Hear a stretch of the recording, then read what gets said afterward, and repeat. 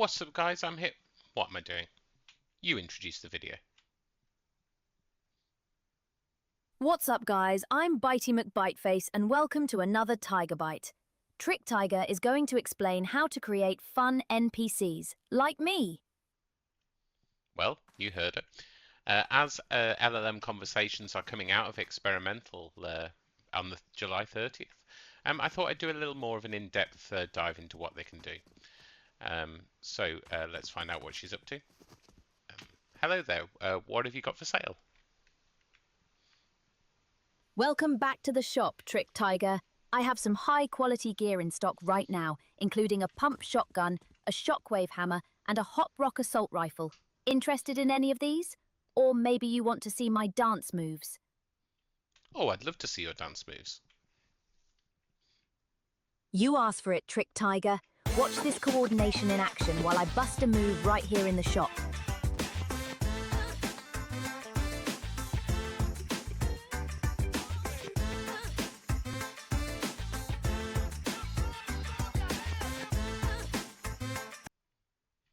Okay, how about a shockwave hammer? Excellent choice, Trick Tyger.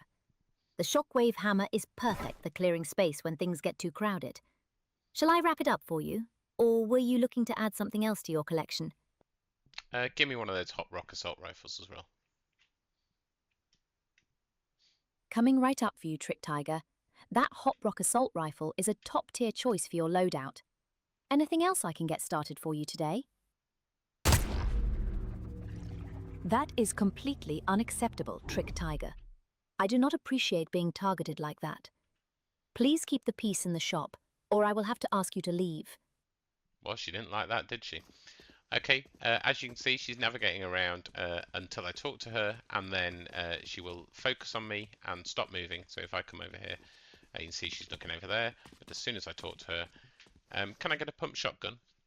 She turned and looked at me and stopped moving. Consider it done, Trick Tyger.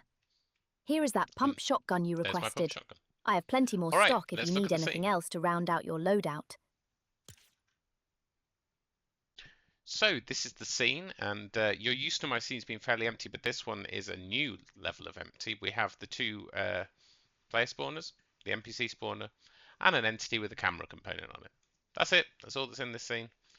Right, there's no item granters, there's no triggers, there's nothing. Right, so what do we do? So the first thing you want to do is create a character definition for your NPC. If you want to create one of these like smart AI generated, AI powered, sorry, NPCs, you need to create an NPC character definition. So we'll just call this NPC def.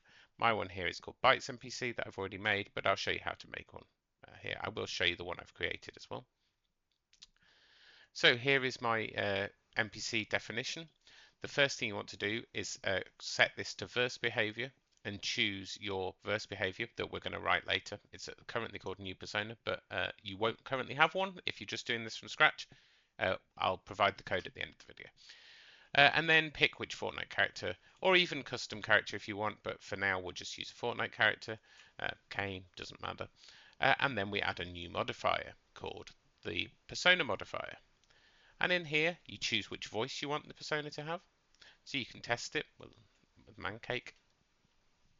I don't think you can hear my audio through there actually. But basically, if you press them, you can test it. And then whether you want the face to animate. And in here, you just put your prompt. So this character is whatever.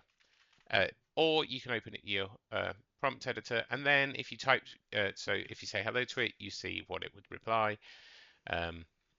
With this kind of prompt, you're going to get very little. State your business clearly, no time frame is chatter. There you go. Some of the voices are better than others, but they've allocated them all to a Fortnite character now, so that's pretty cool. As the more specific you can be with your prompt here, the better. And yeah, test them out in here. There is some moderation on here. If you hit the moderation, you might need to reword your prompt slightly. Yeah, this is cool. And that is, oh, and the only other modifier I would add in here is a UI modifier at the bottom here. A UI modifier, because this is where you set the name for this NPC. I've only put Mancake, so we pick the Mancake voice, doesn't matter what it is. And that they actually do take some of their personality from the name you give them. So just be a bit wary of what you name them. Okay, that's it. So that's my NPC definition. If I show you the one that I made for my character, you can see the same as before. We have a verse behavior. Here's my UI modifier where I called them Bitey McBiteface. Didn't change the health.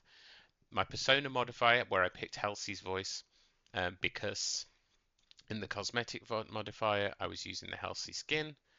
Don't know why it's a shotgun. There you go, Halsey. And you can have a team modifier if you want. I just turned friendly fire on so I could shoot them to show you that functionality. So here we go. So my prompt was, you are Bitey McBiteface, a world-renowned weapons dealer. You love it when players visit your shop. The weapons you have available are a pump shotgun, a shockwave hammer, and a hot rock assault rifle. That's how she knows, or how the AI knows what to tell you that they've got in stock, because we've said there. For the demo, I wanted them to call me Trick Tiger, so that's what this is. This line's for. You would leave that out, and the AI naturally refers to you by the name of your skin. As part of your sales technique, you're normally asked to play if they want to see you dance. That again was just so that I could demonstrate the dance functionality, just the play animation, the same as we've got on the player now. And then this was how I triggered the animation thing. If the player asks you to introduce the video, then introduce yourself and say the following. What's up, guys? I'm Bitey McBiteface and welcome to another Tyger Byte. Trick Tyger is going to explain how to create fun NPCs like me. Only say this, nothing else. The reason I added that at the end was she kept going off and starting talking about dancing or offering weapons for sale, and I just wanted them to do the intro at the start. Okay, so what else do I need to set up before we get to the verse? So these animations here, the hip hop dance that she did and the animation when she was idle, I got from Mixamo. So what you can do is just import these from Mixamo. So I've imported the animation here. You just import them, just download them with skin, everything from Mixamo, import it in, and it will bring in the skeletal mesh, the anim sequence, and the skeleton. So that's what's happened here. These are my two retargeted ones. Then what you do is you right click on the animation sequence, retarget animations, and then choose your target skeletal mesh. Now, because the NPC character I was using was female, I picked F medium base. If it was a male character, you'd use M medium base. I don't think it matters that much, but so F medium base. And then I wanted to retarget that one, so I click on which one I want to retarget and export the animation. Click the folder you want it to go in and press export. I'm not going to do it because I've already done it, but that's literally it. And then compile verse. This is really important. You compile verse so that your verse code can see these animations. The second thing that I set up was the music, so I just imported this hip hop sound wave, and I play it through an entity through the sound component. So that's what this MSS sound is, and the way you'd create that is click on the Epic thing and search for MSS, and you can see you've got these random loops or random one-shots. So it's a one-shot sound because I just want to play it once. Right-click, create preset, persona byte, and then name it what you want. You can see that's my MSS sound. That's literally your sound component created, MSS sound. I'll show you how to set which sound and everything you play in the code when we get to it. And I think actually that's it. It's a really good place to pause, and I'll take you to the code.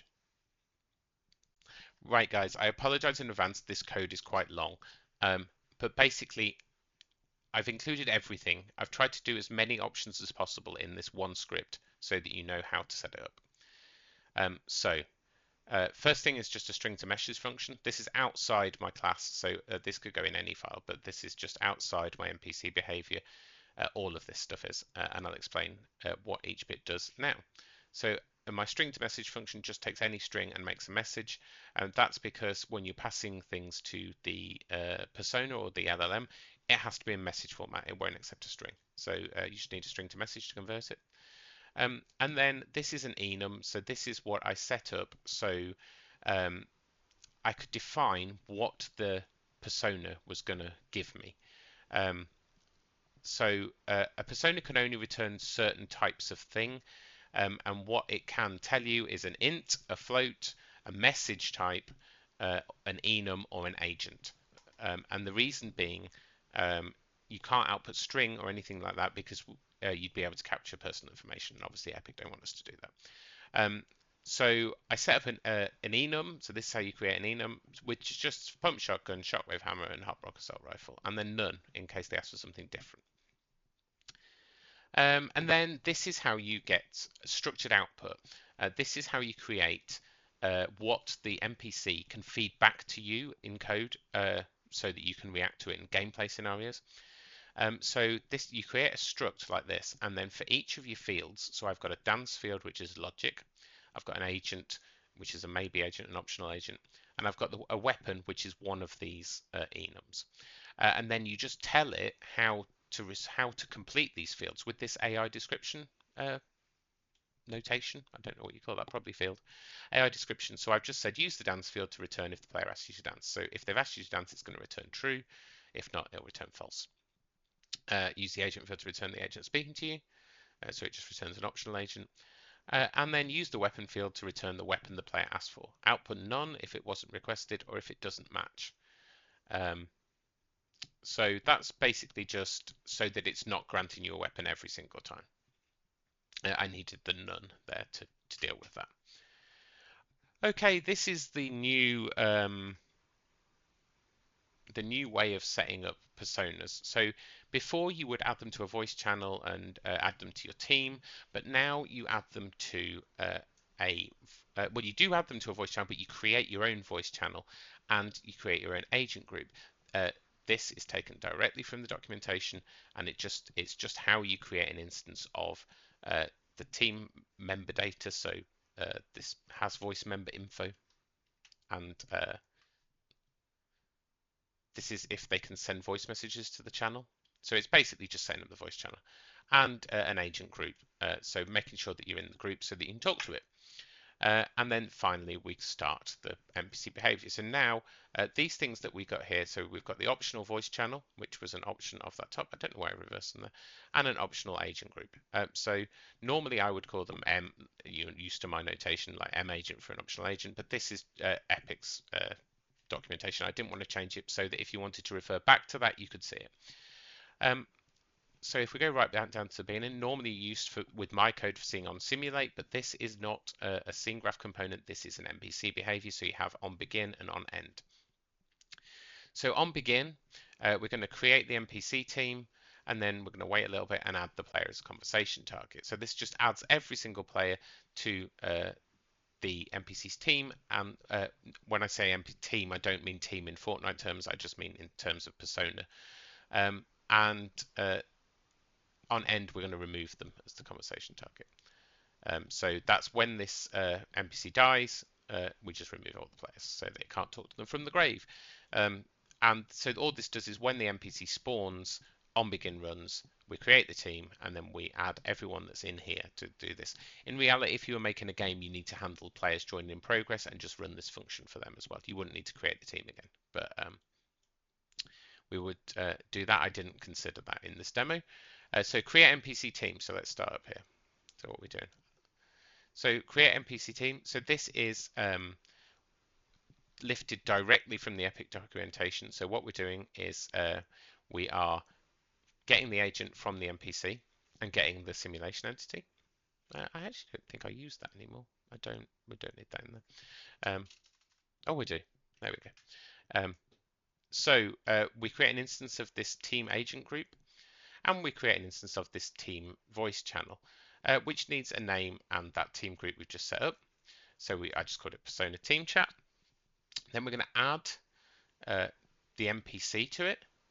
So this is how you add the NPC to the agent group. And we're going to add this new voice channel we've created to the simulation entity. This gives a channel that the players and the NPC can talk to each other in. And then we're going to set these optionals to these channels. The other function we ran was this add player as conversation target. So we can get the NPC's entity like this, we can get the agent like this, get the sim entity like this. So the same as we've done up here. For some reason we use player here instead of agent, but that doesn't matter. Persona component, we get the persona component, setting the agent group in the voice channel like we did up here. Because this part where we're creating the team, we were adding the NPC's agent to the voice channel and the agent group. Here we're going to add the players to it because we're looping through the players. So we're just getting those optionals and turning them into real ones. And then we're going to grab the AI session. I'll explain why we do. If you're not doing structured output, if you don't want to get anything fed back from it, you don't need to do this part. But for now, we'll leave it in there. So then we loop through all the voice channels, and if so, this is where it gets confusing. If the player is in that member map, remove them, because we don't want them already in a voice. So basically, they can't be in more than one. So we're just making sure they're not in any and removing them before we add them to a different one. So we're checking that if they're in any other voice channels, take them out of it, or agent groups, sorry, take them out of it, and then we're going to add them to this new agent group, and we're going to set the conversation target of the player, set conversation target with this persona component and the voice channel. So this is how you get it to listen to it. So that's how, if you don't do this, the prompt to speak to the NPC doesn't appear on the screen. Now these two lines are to do with the structured output. So if you don't care about outputting anything to your code, you don't need these two lines, but I do because I want to deal with its responses. So the binding definition seems a little pointless to me, but maybe you can see a use for it. Basically, I told it that it signals this whenever a player has spoken to you. Perhaps you only want it to signal sometimes, but I couldn't think of a use case, but maybe it's something that's coming in future. But for now, just put in their signal whenever they speak to you. And so it used to be called get structured output. Now it's register action. So we register the action. Let me open this. So we register the action. So then you pass that prompt binding. So that's just return this every time a player speaks to you.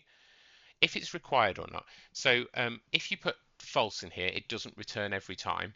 If there's no information there, for example, it won't return. If you put true in there, it returns every single time. I find it better to return it every time and have a none option like I did with the weapon, because I found the AI sometimes gets a little confused and doesn't do it. Input type equals types, and callback type equals or callback type of an input type. So input type confused me for a while, and it doesn't mean input type, it means output type. There's just an error in the digest. So you're telling it which what you want it to output. So I want it to output one of my structs, my responses, and then I want to call the function AI response. So this line here is how you call a response from, how you deal with a response from the NPC. So this is quite long because I'm doing lots of different things. So if the response dance equals true, so if we go back to our responses, so basically use the dance field to return if the player asks you to dance. So if that's true, the player's asked them to dance. So what do I want to do? So I want to get the fork character and spawn this do dance function. So let's go find that. Do dance is down here. So I've covered this in other videos, but I'll just go through it again briefly. All I'm doing here is I'm going to get their animation controller. Got the simulation entity, so that's in the if. Then I create this new entity, and you know I created that meta sound, that MSS sound. This is how you tell it what to play. So I've made a new entity for it to go in. Then I'm making a new component, which is this MSS sound component. And when I'm making this component, which is what this is, I'm defining the entity that it belongs to, because you have to. Do I want it to autoplay? No, I don't. And what sound do I want it to play? Well, I want it to play that hip hop music. And then I add that component that I just made to that entity. And then I add that entity to the simulation entity. And then I play it. Now, I also didn't want the NPC wandering around because I'd created a little navigation loop while they were dancing, because that would look really strange. So I put them in stasis the moment I play this this sound, and then I use this play and await function, which is play and wait for it to finish this NPC anim, which is that hip hop dance. I put a little blend in as well so it wasn't jerky. So it's waiting for this to finish. And then the moment that finishes, the code continues, and I want the sound to stop playing because the music was actually longer than the animation, so that stops there. And then I remove it from the parent. So by removing the entity from the parent, it's attached to simulation entity. I'm killing that entity. It's gone forever. I'm just garbage collecting there. And then I let the character out from stasis so she can walk around again. Okay, what else do I do? So that was if I asked them to dance. So this is how I dealt with the weapon enum. So what I did was I created a blank variable, weapon, entity, and then I said case. So if the response is .weapon, so if that enum response is nothing, don't do anything. But if it was pump shotgun, set this weapon to the pump shotgun. Now, where you get these from, these weapon names, is from the Fortnite digest. It's just at the very bottom. They've got all the weapons in here. So I set the weapon to that. If they said shockwave hammer, set it to that. If they said hot rock assault rifle, set it to that. Okay, and then I get the agent. So this is how you. So the responses. So this is the person they talk to. Do you remember I set up this agent field here? Use the agent field to return who's speaking to you. So if that is an agent, which it should be, but it returns an optional agent, then find their first inventory component, because that is their root inventory, and then add item distribute of that weapon. So what add item distribute does is it flows down through all the inventories until it finds somewhere it can add it. And that's it for the responses there. So that's all I've dealt with. So that's if they've asked for a weapon or if they're dancing. So that's the structured output side of it dealt with. I hope that makes sense. It's a little bit complex, but I will put the code up, and Epic's documentation is pretty good on it. And so what else did I do? So the other thing that I did was if they were damaged, so right back here, if so this is getting the NPCs for character, I subscribed to their damaged event and I ran the ondamaged function. So here's the ondamaged function. As you can see, all I do is immediately make it a suspends function because I wanted to be able to use some awaits. This is so you create a new prompt. So this is what I was talking about with this string to message function. I want to tell the NPC to do something. So how you do that is you make a new prompt in message format. So I said the player just shot you, tell him you don't like it and don't do it again. And then we get the persona component and the voice channel, and then we get the fort character, which is the NPC's fort character, and put them in stasis. The reason I did this was because if they were running away and I shot them, I wanted them to stop dead while they talk to you. And then I prompt them to talk. So I tell them to talk with this prompt. And that's how you prompt to talk. You just pass the new prompt in the voice channel. And then I wait for them to stop speaking because I don't want them to start moving again until they've stopped speaking. And this stop say event's quite handy. And then we release them some stasis. So if I click on this stop say event, you can see there are lots of events we have with this thing. So you've got a start here event. So that is the event that fires when they start hearing the player speak, and the stop here event is when they finish speaking. The start say event is when the NPC starts speaking to you, and stop say event is when they stop speaking to you. The commit say event happens after the start say event, and that is when they've because the NPC could say things that are bad, so it runs through a second layer of moderation to make sure it doesn't. So if you wanted to know after moderation, that's what this commit say is, and then you've just got this prompt to talk. Let me see, let me go back. Okay, so we stop say event await, and then we release them from stasis so they can walk around. What else did I do? The intro loop. So back to the on begin. So I spawned this intro loop. So the first thing I wanted to do was that moment at the start where the camera focuses on the NPC while she delivers the intro. So let's look at how I did that. So I spawned that right at the start. So I haven't got any navigation loop or anything running at the start. I've spawned it after the intro loop. So basically this wouldn't work in a real game because this is just the first time it speaks. And the very first time it speaks, I wanted it to do this. You might want to do something like that, but normally you would have to have a logic if that player had spoken to the NPC before if you wanted to do something like this. But just for a demo, this is how I've done it. So what do I do? So I get the persona, I get the simulation entity, the persona component, and then I find the camera component, which is the first one because it's the only one in the scene. If there's more than one in the scene, you would have to be a bit more specific, but I'm just demoing, so none of this, well, the code probably would work in a game, but you need to adapt it to your use case. So we're going to find the camera component, and then we're going to wait for the persona. So we said about those events. So I'm going to wait for it to start speaking. So the first time ever, because this, although I called it intro loop, it isn't a loop. It only runs once. I was going to do it differently to start with. I sometimes name things first.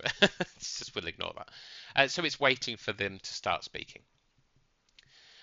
So the start say event doesn't return an agent. It returns a tuple here, look, which is an agent and a cancelable.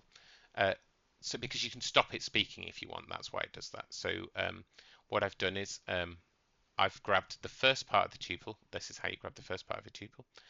And because it's an optional agent, I put the question mark there. So that's how you get the real player out of that. And I've made it into a player. So then camera director, I've just got the camera director component from the player. And then I add the camera to the player. But this is cancelable because this is how you end the camera being on the player. So although the camera is focused at the NPC, you add the camera to the player. That's what this means. Then I get the Fort character and I get the animation controller because I wanted them. If I didn't play an animation on the NPC as she's talking, it would just look a bit stilted. So I just played the idle animation. And because the animation was just a little tiny looping one, there is no way to loop these anims yet. So I just played it 100 times. But I named it anim stop, and then I can call stop at any time. You remember before we used play and await. This time we just use play. And the reason being I don't want it to wait until it's finished. I want to stop it when I want to stop it. So as soon as she stops speaking, that's what this stop say event is, stop the animation and cancel that camera. So that's what this canceler does. And then spawn the navigation loop. Now I had a bit of fun with the navigation loop. It took me a lot longer for a demo than I would normally spend time on. As you can see, it's a little bit more complex, but I'll talk through why. So I've got a little sleep at the start because initially when the NPC was first spawning in, it didn't like navigating immediately. So I have now. You don't need that anymore. Right. So what am I doing? So I'm getting the agent of the because this is an NPC behavior. You don't actually need to put anything in front of this. You just get the agent because it's part of the NPC. So get agent and get entity returns the agent and entity. So the agent is get agent. The actions is the NPC actions component, and that's where the navigation functions sit. The persona component and the start location. So this was just because I was trying to create a little tether so she could only walk in this much gap, this much distance, sorry, from the start. The radius is how far I wanted it to be able to walk. And then I loop. So what have I got in my loop? I've got a trigger in player, and I'll explain why I've put this in after. This comes in later. So really what have I got is I've got two races.